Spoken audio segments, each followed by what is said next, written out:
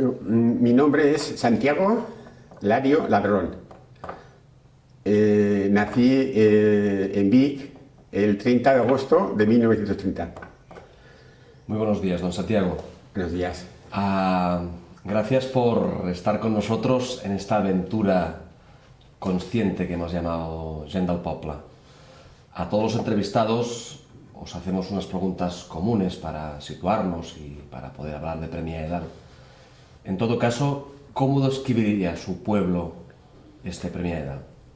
Hombre, y soy un enamorado de Premià de Dalt, hasta el punto de que yo tengo ya 2 habitaciones reservadas con los hijos en Barcelona y ellos quieren que me vaya porque ya son 80 años, he perdido algo de memoria y, en fin, creen que estaría mejor apoyado por la familia y, en cambio, me resisto a dar ese paso porque estoy enamorado de aquí. O sea que prácticamente, claro, además pasa una cosa, yo había estado en varios pueblos, pero en ninguno tantos años como aquí. O sea que prácticamente este es ya mi pueblo. ¿Qué le trajo aquí? Bueno, me trajo asuntos familiares, o sea, la señora tenía una enfermedad grave de hígado, no sabíamos lo que podía vivir y la familia de ella vivía en Barcelona. Entonces, claro, me acerqué por buscar el apoyo de la familia porque podía ser una cosa larga de varios años y la familia era una ayuda imprescindible. Entonces, esa fue la causa de pedí varios pueblos de Cataluña. O sea que no fue solamente Premià de Dalt, pedí varios pueblos y bueno, me dieron este. ¿Qué le ha dado Premià de Dalt? Bueno, profesionalmente yo era especialista en medicina interna, pero escogí el medio rural, o sea, como médico de familia, hice las oficinas de APD y había estado en varios pueblos, pero todos, digamos que del entorno rural. Había estado en Extremadura, luego en un pueblo de Teruel, que es donde me casé con una chica de allí, y luego me fui a un pueblo de Castellón. Entonces, aunque esto se considere tal vez una cosa rural, para mí esto era lo más parecido a una capital. O sea, cuando llegué aquí era un salto cualitativo en mi profesión. ¿Qué es lo que más le gusta de su pueblo Premià de Dalt? Bueno, ya he dicho, el entorno es precioso, a veces digo que será de los pueblos más bonitos de España. Profesionalmente estoy muy agradecido al pueblo, o sea que el comienzo fue un poco difícil, porque cuando llegué aquí la cosa de sanidad estaba muy dispersa, o sea que prácticamente había estado aquí el doctor Bataglia, luego hubo una pareja de chicos jóvenes, no me acuerdo cómo se llamaba, que una trabajaba en Can Ruti y la otra estaba aquí. Y total que mucha gente del pueblo había dispersado las cartillas. O sea, hasta el punto de que cuando llegué aquí, la verdad es que me dio una sorpresa, porque un pueblo del volumen de población de este pueblo, el cupo de cartillas que tenía el médico de cabecera era irrisorio, hasta el punto de que la ley me dio pie para hacer una reclamación a la Seguridad Social y conseguir el cupo mínimo de cartillas, por así decir. Claro, ¿esto qué conllevó? La inspección se dirigió a los médicos de los alrededores y les dijo que tenían que darme unas cuantas cartillas. Está clarísimo. Tú imagínate si tú tienes un número de paciente y te dicen que des unas cuantas cartillas, ¿qué cartillas vas a dar? O sea que el comienzo fue difícil, te quería decir yo. Pero luego, en cambio, afortunadamente, la cosa fue muy bien y estoy muy agradecido al pueblo y el pueblo se ha portado muy bien conmigo. O sea que es un pueblo que, digo, lo considero mío ya. ¿Y qué es lo que no le gusta? Hombre, tal vez lo disperso que está el pueblo. El pueblo está muy disperso y esto hace que los comercios o establecimientos, lo que sea, tengan menos arraigo porque no pueden tener tanta vida y bueno, yo creo que es eso conlleva las comunicaciones, las hace más difíciles, o sea, prácticamente es eso, la dispersión del pueblo. Tal vez le da una belleza estética, pero desde el punto de vista práctico creo que es un problema. ¿Qué encuentra faltar? Bueno, tal vez eso, los establecimientos, tal vez, o sea que tal vez los pueblos del entorno, Vilassar o Teià, son pueblos más pequeños que el nuestro y en cambio tal vez tengan mejores establecimientos algunos de ellos, debido precisamente a esta dispersión. O sea, eso conlleva, pues eso, tal vez ese hándicap. Pero bueno, en lo demás, y sobre todo la gente que tiene, casi todo el mundo tiene un vehículo propio, pues es un pueblo, ya digo, precioso y aparte de eso, muy bien.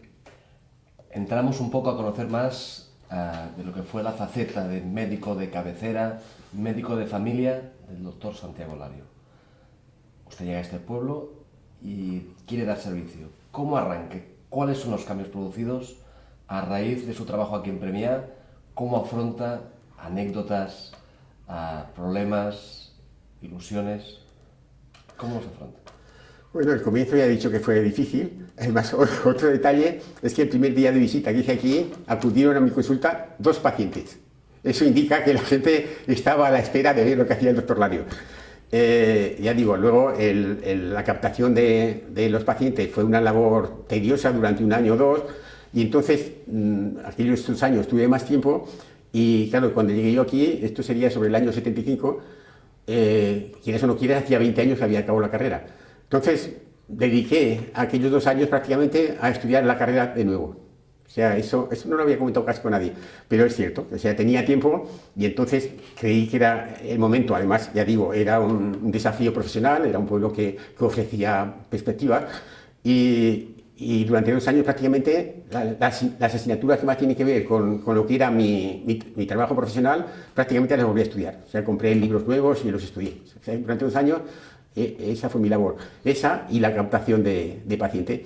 Para eso tuve que hacer, en aquellos tiempos, luego prácticamente ha desaparecido, en aquellos tiempos hice la iguala, pero claro, es que en aquellos tiempos la Seguridad Social se hacía cargo de las urgencias nocturnas en Premià de Mar, y en cambio con la iguala yo les hacía las urgencias.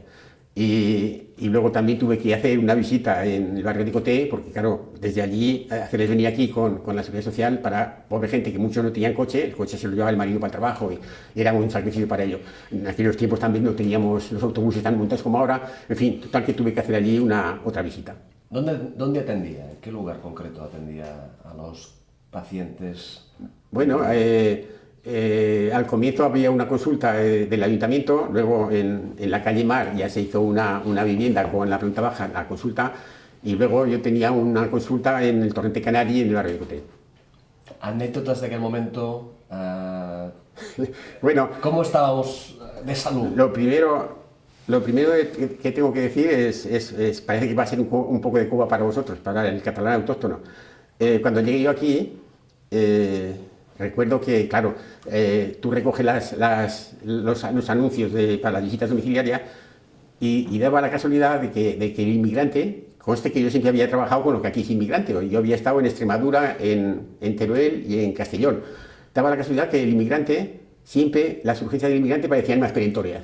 O sea, y por ejemplo, yo me dejé una vez para la última visita, casi a las 2:30, un tío de Jordi Pujol, el Bruno, que tenía una apendicitis, y con toda educación me dijo, mire, cuando pueda pasar por casa que el marido está...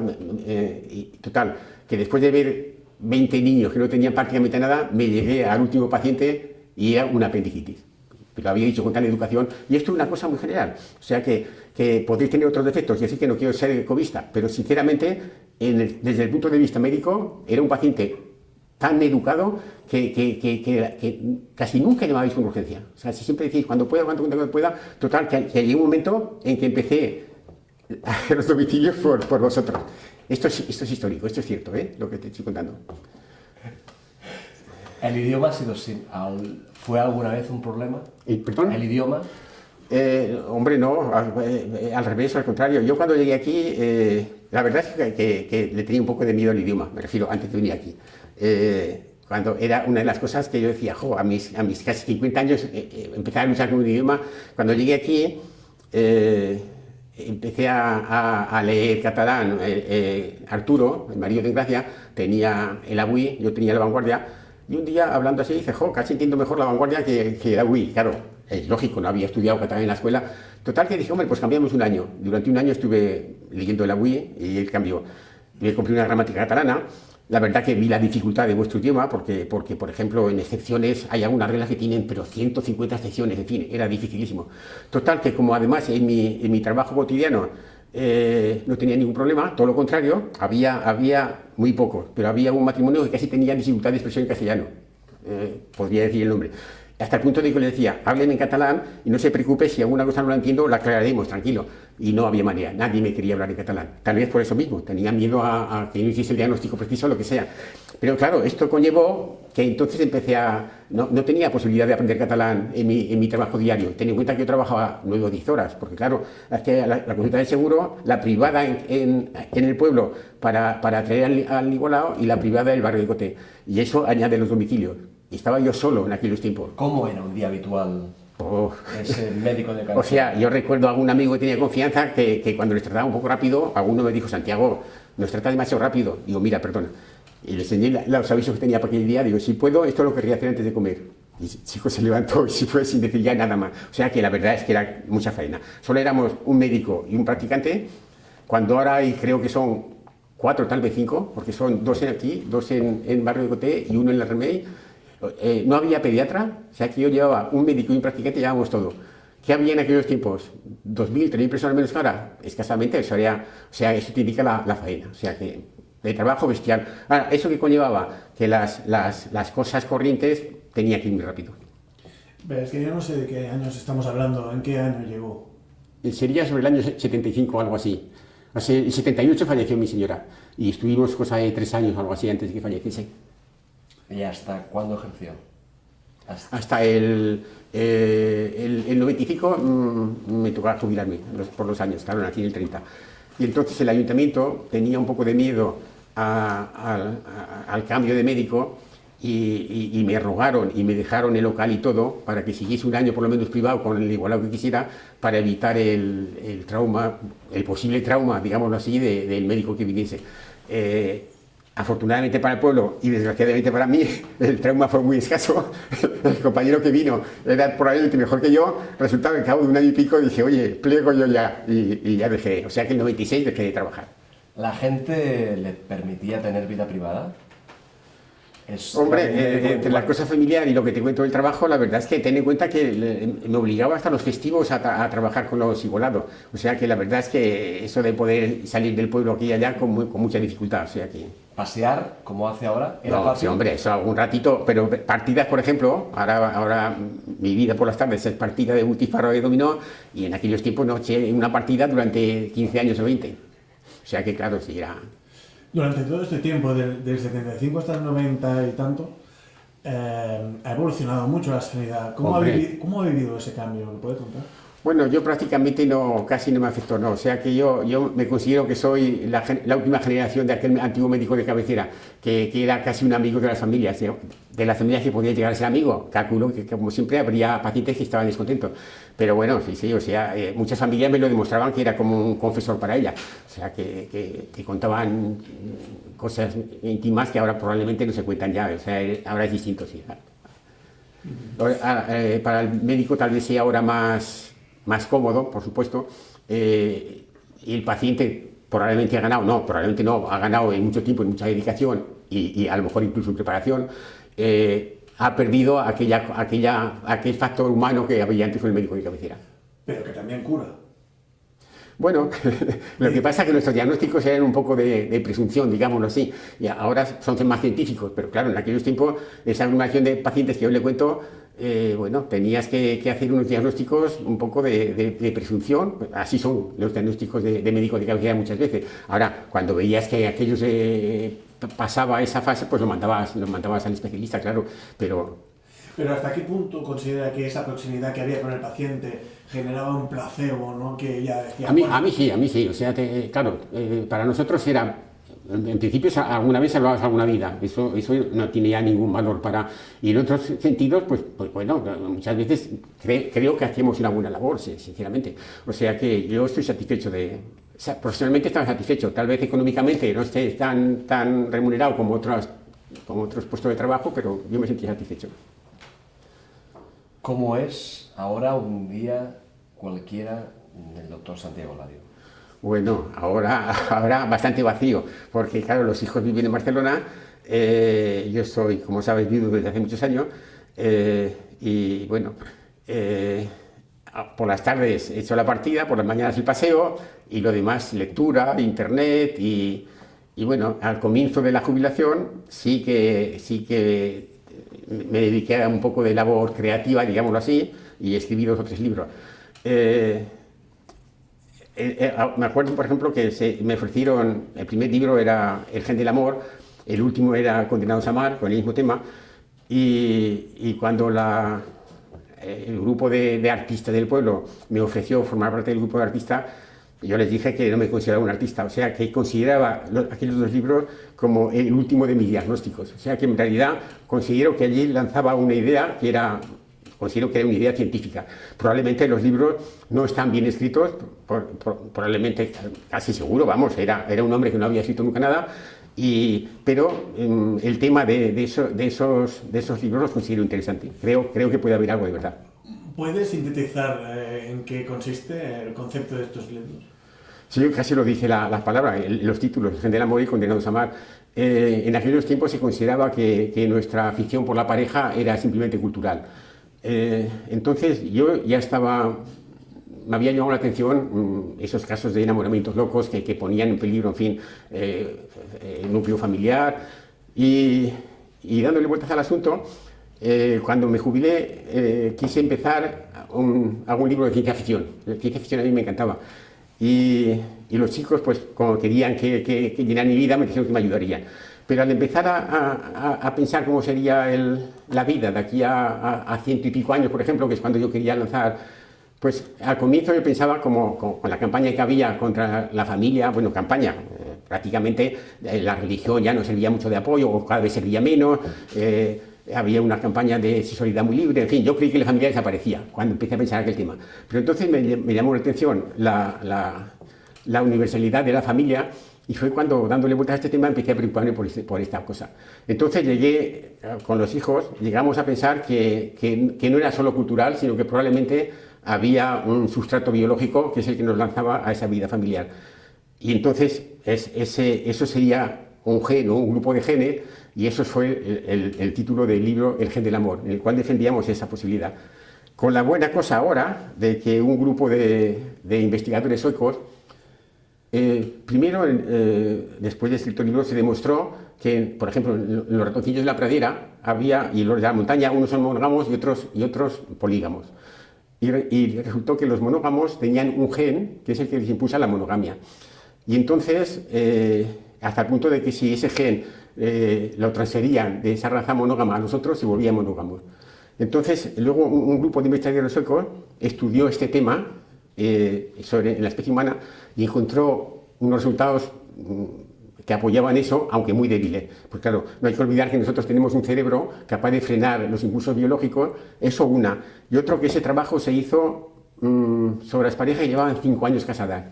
Y en cambio, lo que está clarísimo es que ese impulso biológico hacia el enamoramiento tiene su mayor fuerza en los primeros 2 o 3 años. O sea que prácticamente, hasta el punto de que me puse en contacto con estos investigadores, no me contestaron, sinceramente. Como tenían los datos porque había gente que tenía ese gen, lo tenía estropeado, digámoslo así, y eso es lo que les permitió hacer el estudio. Y como tenían los datos, yo como sugerencia les dije que hiciesen más hincapié en los primeros 2 años de la pareja, que probablemente se verían los resultados mucho más extraordinarios. Y Condenados a amar era una reincidencia en el mismo tema. Es interesante. O sea que... Así que pasando el gen de un individuo a otro, ¿podrías cambiar su comportamiento? En la especie humana no se ha hecho, en ratoncillos de la pradera sí, pero probablemente es posible que si ese gen también se cambiase, probablemente se podría cambiar. O sea que estamos biológicamente un poquito distintos sobre el enamoramiento. Es posible que haya gente que no sea capaz de enamorarse biológicamente, digámoslo así, que ese sea de tipo cultural de verdad. Entonces esto daría pie a esa eterna discusión de si el amor es biológico o es cultural, o estamos hechos para la promiscuidad o estamos hechos para la pareja. O sea, con una pastilla podrías pasar de ser polígamo a monógamo.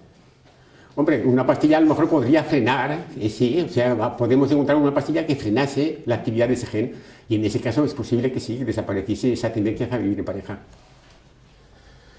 Y luego el otro libro, claro, está claro que soy biólogo, el otro libro fue que también encontré en Nietzsche que parte de su obra filosófica también tenía un contenido biológico. Pero eso ya está, aparte de la discusión, eso ya es más complicado. Y además no ha tenido aceptación tampoco. Para finalizar esta, lo que sea seguramente una entrevista, quedaría para muchísimo más porque respetando el derecho profesional, ¿no? Los secretos que se quiere con esta profesión, necesitamos, si queremos obtener una fotografía del lugar que más le guste de Premià de Dalt, este su pueblo. ¿A dónde nos Hombre, llevará? yo soy enamorado del entorno, o sea que tal vez algún punto de las montañas me encantaría, pero si el desplazamiento es difícil o lo que sea, pues bueno, pues cualquier punto de aquí, o sea, lo aceptaría, o sea, como mejor os vaya. El límite lo marca usted y ahí donde le parezca nos llevamos. Pues iremos por el monte, alguna cosa del entorno del monte, sí, es precioso. Tenemos Allá nos vamos. eso de disfrutar de monte y vistas al mar es un encanto, vamos. Gracias, don Santiago. Nada, a vosotros por concederme esta oportunidad, en fin. Aunque ya sabes que era un poco contrario, porque desgraciadamente llevo ya 6 o 7 años, bueno, he escrito algún artículo colgado un artículo en internet sobre estos mismos temas, pero ahora llevo ya año y medio, 2 años y prácticamente ya no me veo con la capacidad creativa. Pues lo ha hecho muy bien, ¿eh? Gracias. Gracias.